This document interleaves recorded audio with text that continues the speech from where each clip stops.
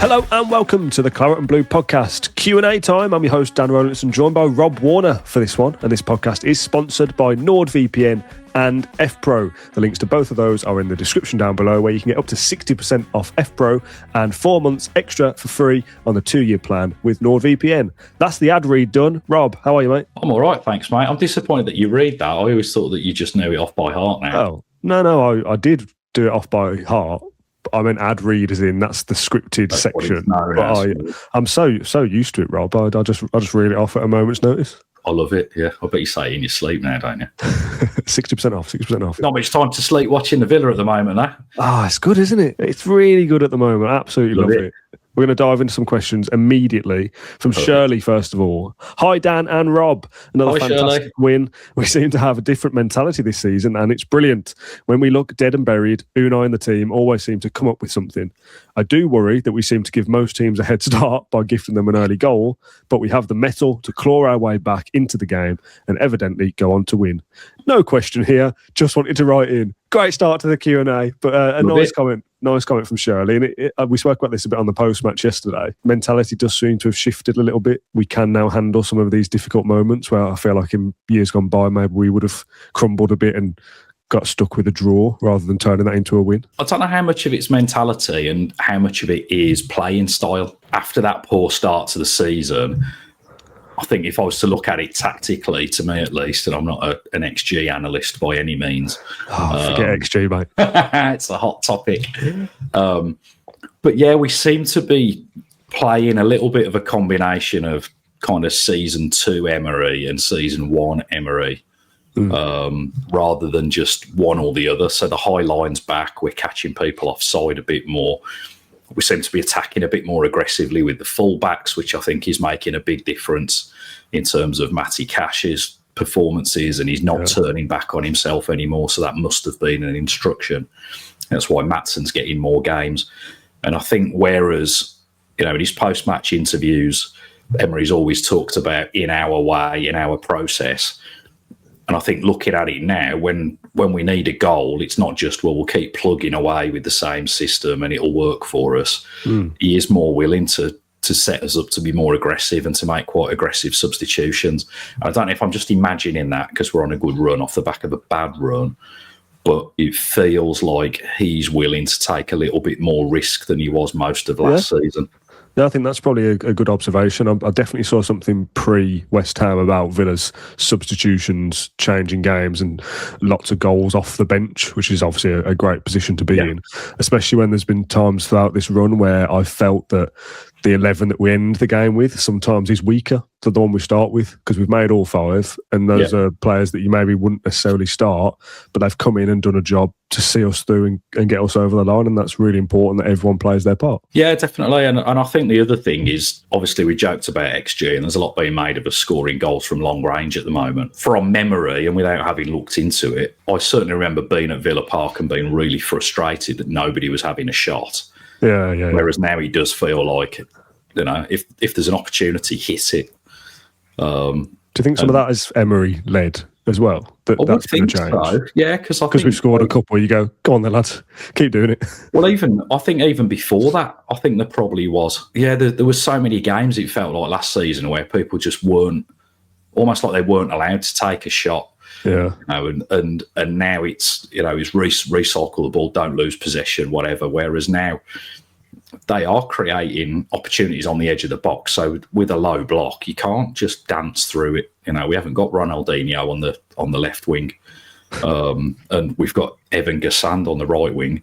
So it's you have got to find somebody that can come up with that Steven Gerrard moment of magic, and I think he's empowered the players to do that a bit, and we're seeing the results of it.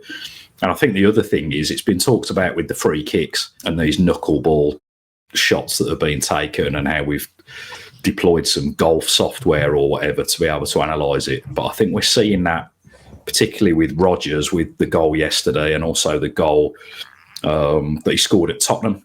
He is striking the ball in a slightly different way. He is kind of giving it a side foot and putting some backspin on it, and making it move, and they're cracking into the back of the net.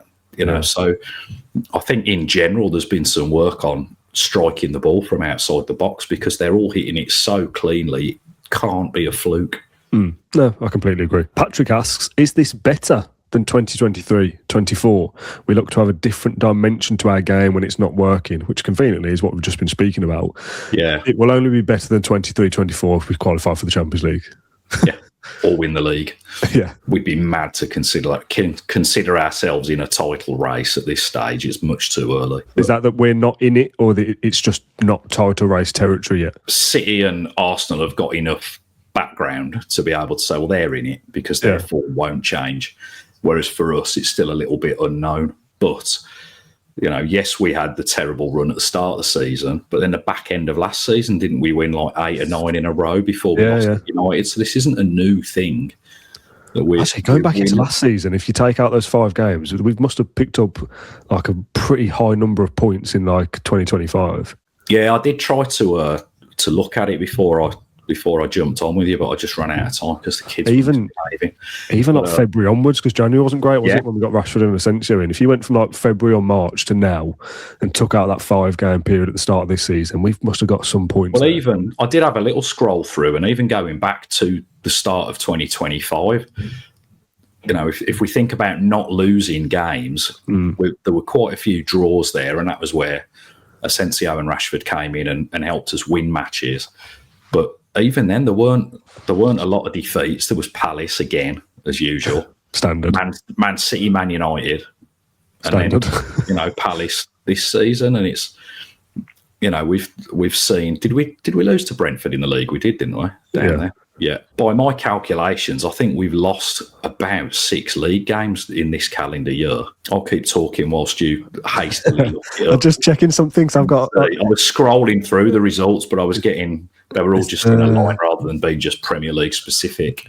We did lose to Brentford. I was thinking, are we getting confused with the Carabao Cup game? Yeah. We lost that as well. So, lost them both.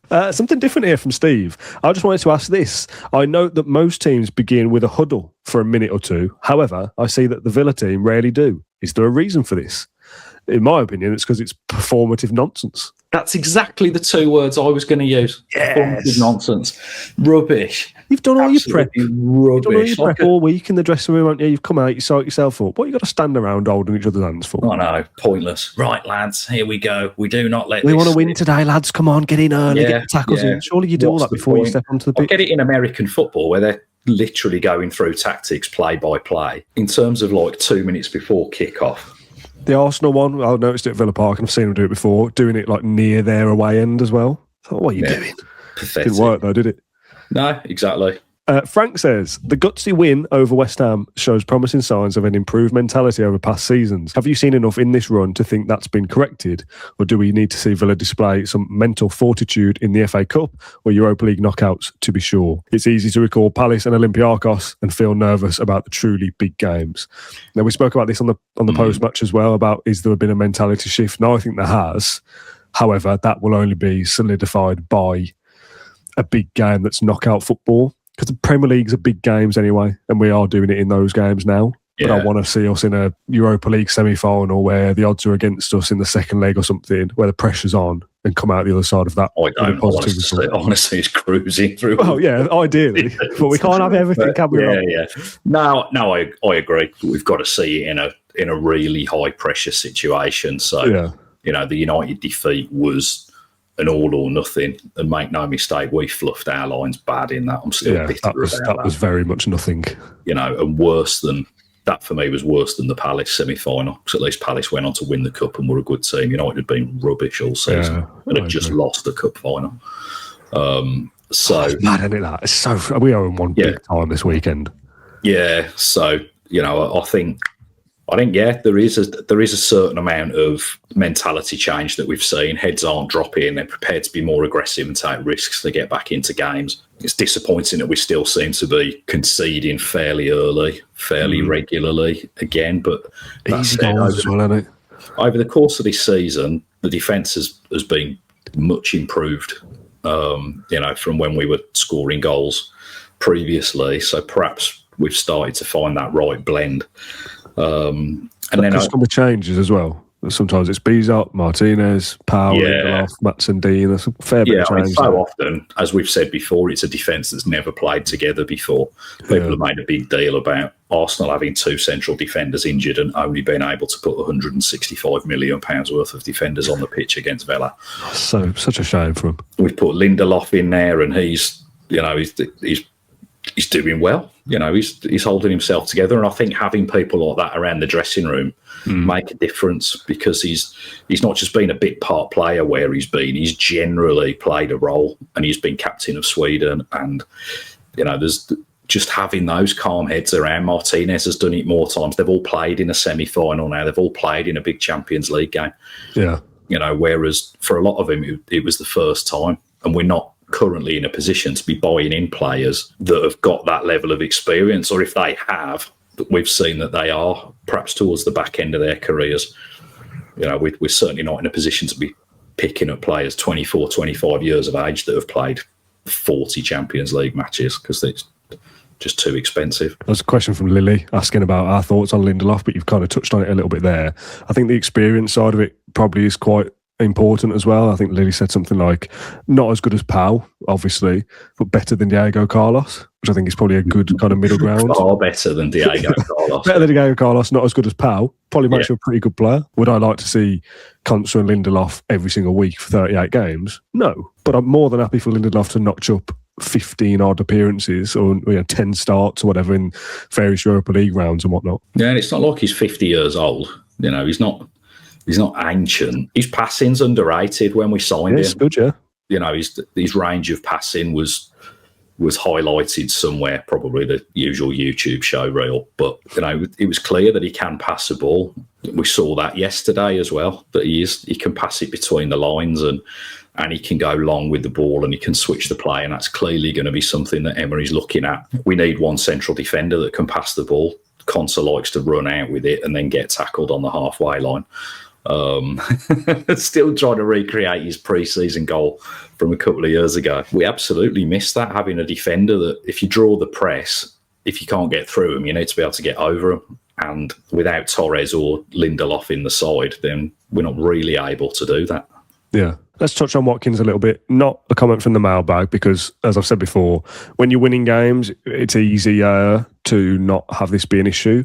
However, Ollie Watkins is still an issue. You have a half-decent counter-attack and you start to build a good move, and it gets to Ollie Watkins and then breaks down, and that's really frustrating. His goal yesterday was not actually his goal. It was an own goal, so he can't even kind of claim any confidence off that. He's still a problem, and we spoke about him a lot. There's not a specific question about it, so that tells me our audience maybe doesn't want to hear about it.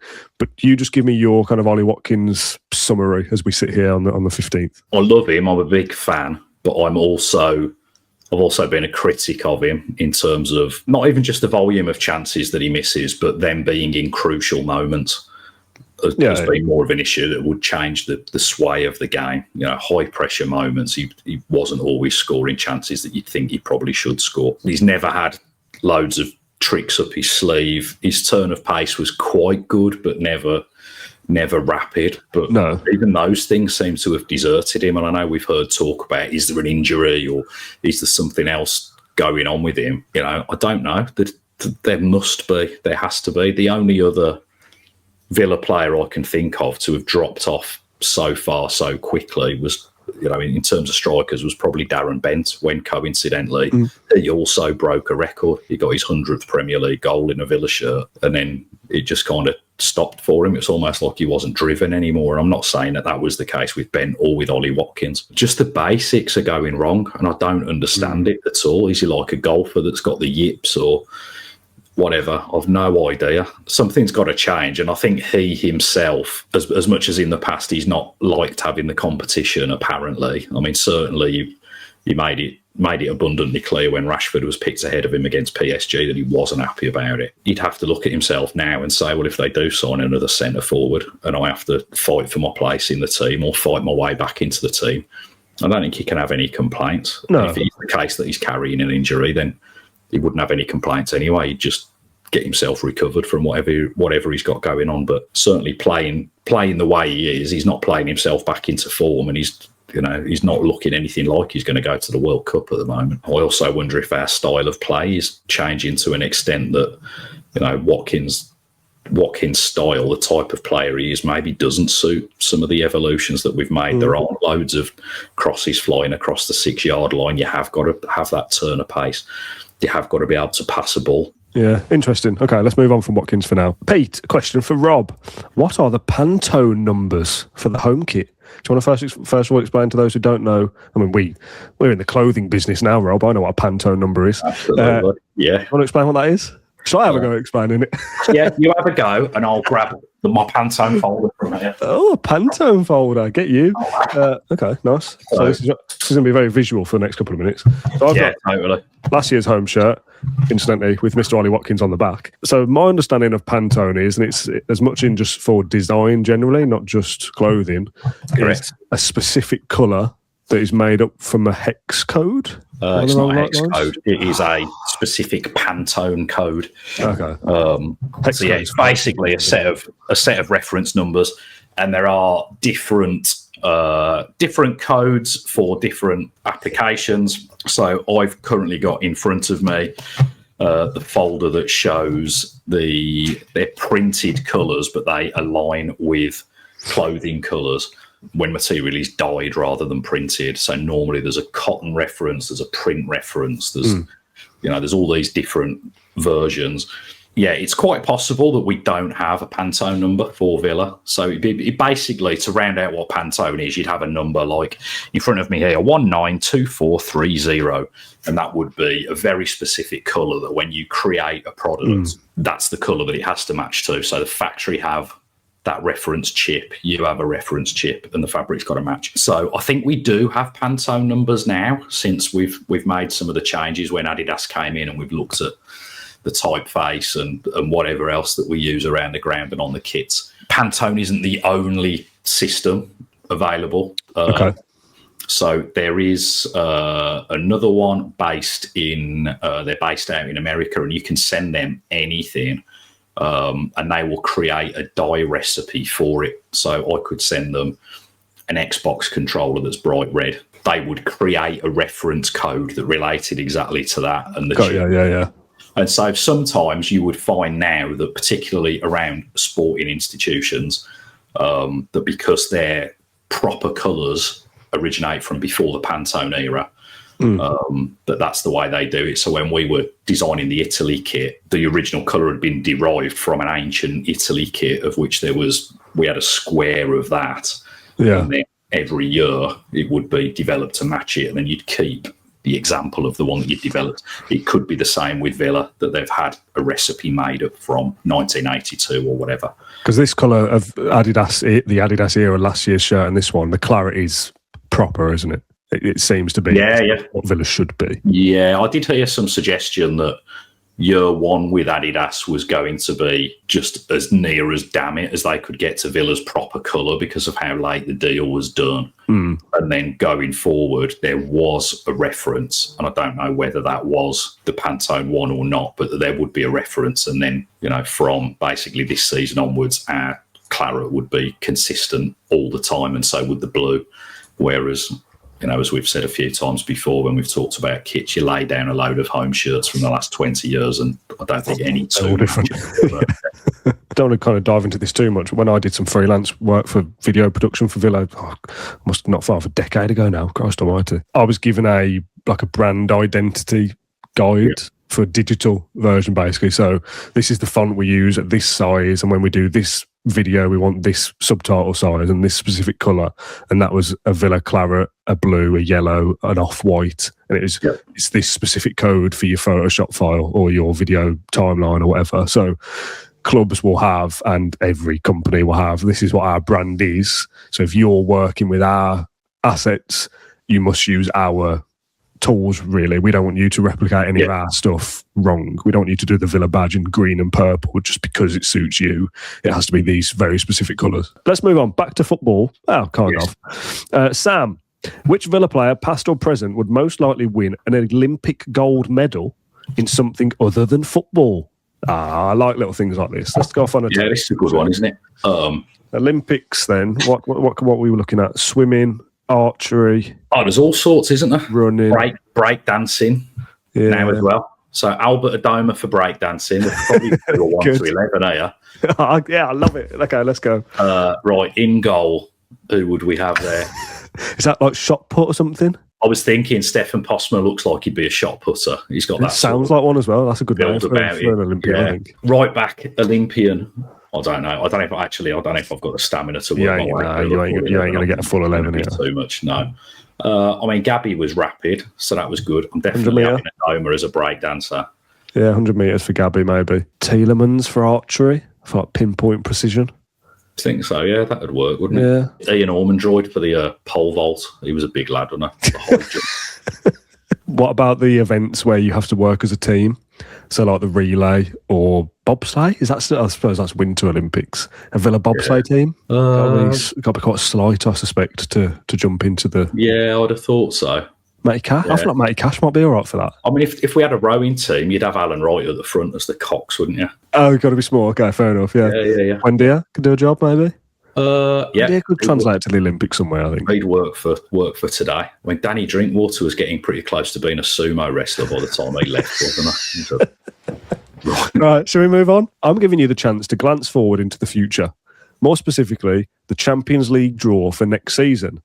You see Villa are drawn from a pot and then instantly brought back to today. I want to know which one you think we've succeeded in to make it possible. Top 4 in the Premier League, or we've won the Europa League. Maybe even both. Would this then shape your views when watching the matches for the rest of the season, knowing one way or another we're going to be in the Champions League guaranteed next season? Do you care how it's done?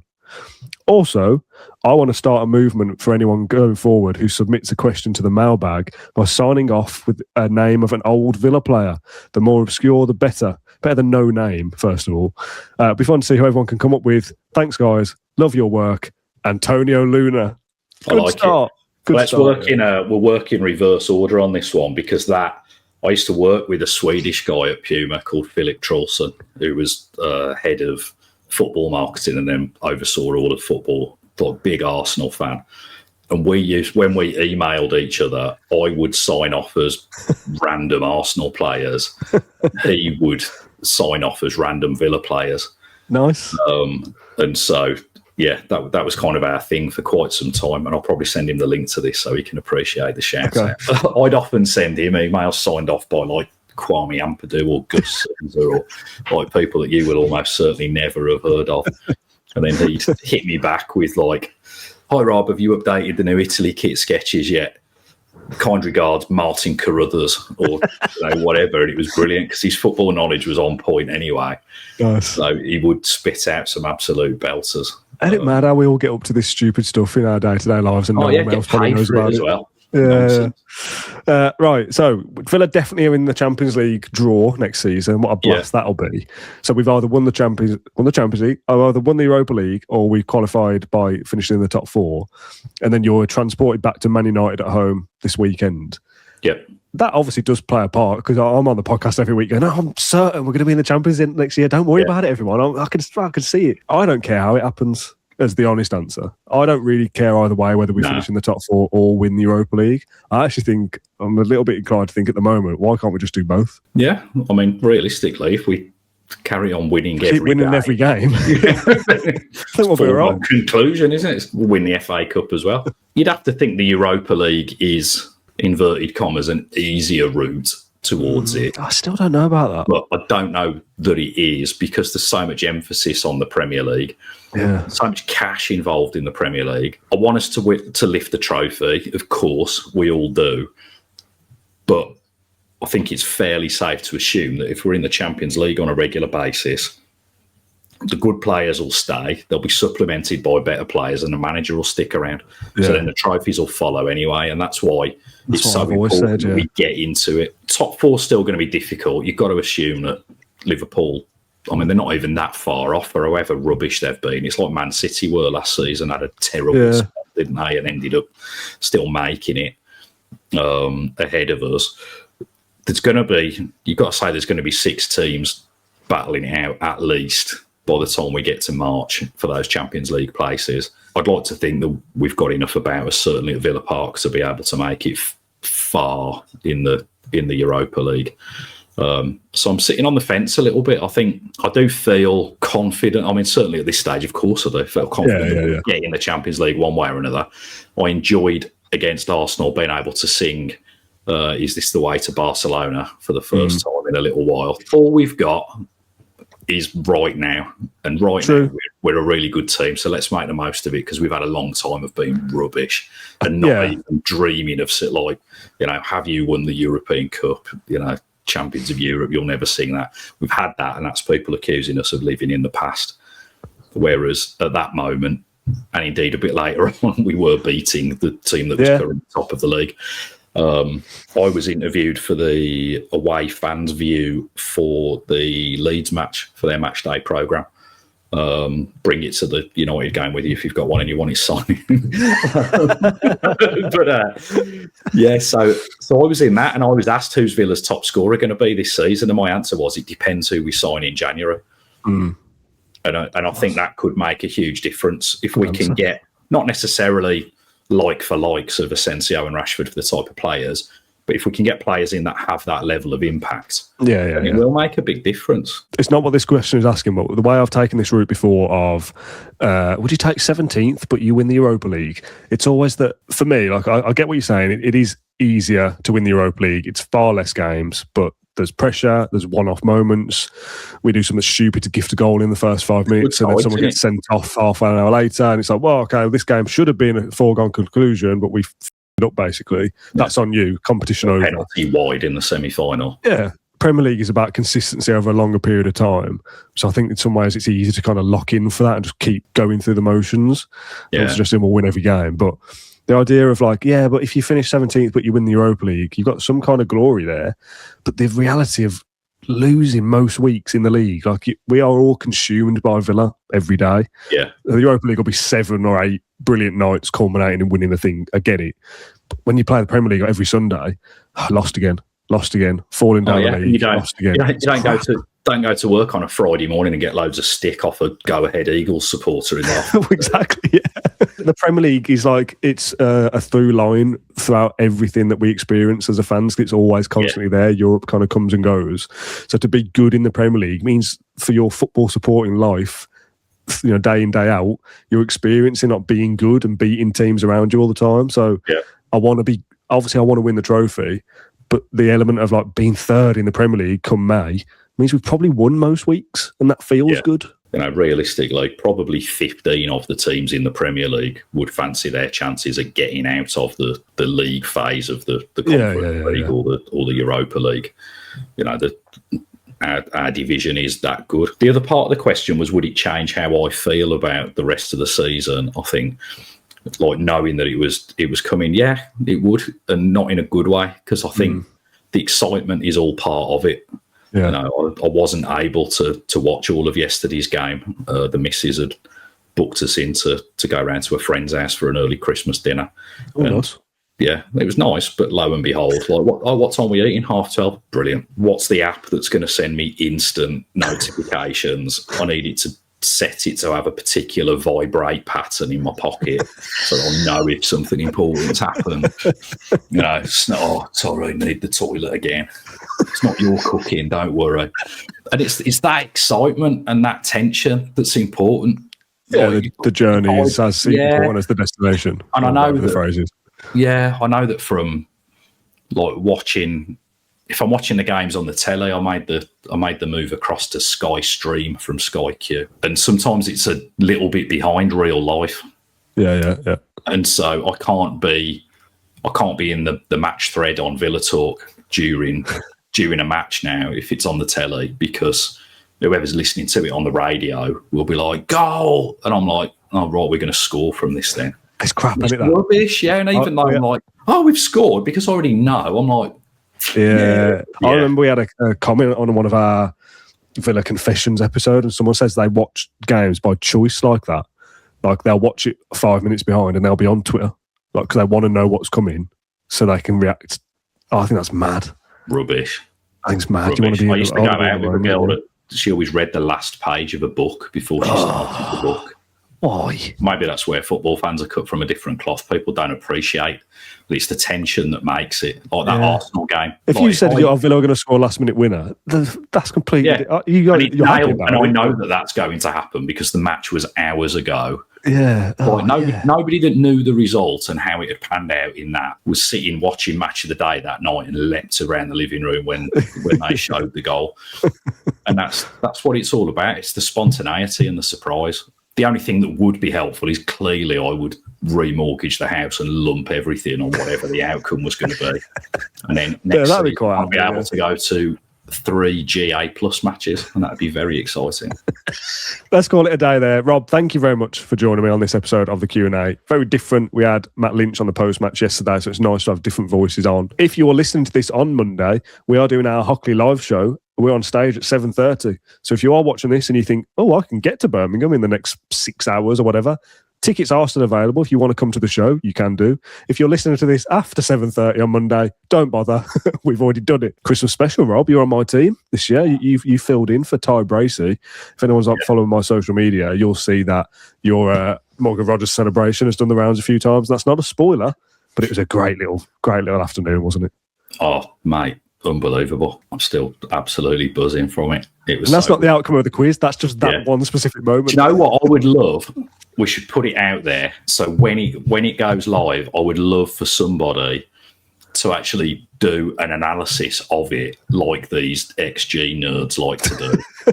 And like just come up with some random statistics. Like who got the most questions right? IVFC Stato. Wrong. IVFC Stato, if you're listening to this, do us a statistical roundup of the quiz. Who got the most questions right?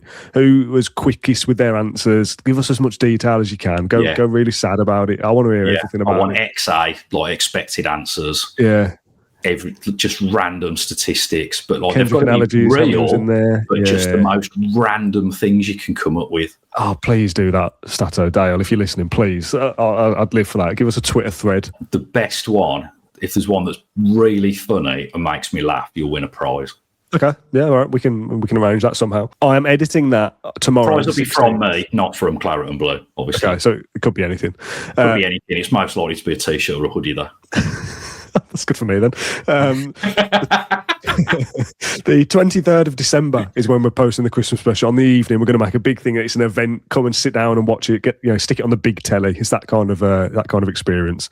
I'm almost finished with the edit, like the first draft, and it's good. So I'm really excited to share. Can we do it as a watch along? So there's live chat when it's been aired because you can premiere it, can't you? Yeah, probably can. Yeah. Let's do that. Let's make it a live event, and we'll all get in the comments. So subscribe to the Claret and Blue podcast on YouTube to keep bang up to date with what we're up to. Trust me, you do not want to miss the Christmas special and some other bits and pieces. It's going to be big. Right, Rob, thank you for joining me. Thank you for watching or listening to this episode, and we'll see you in a couple of days. Bye-bye.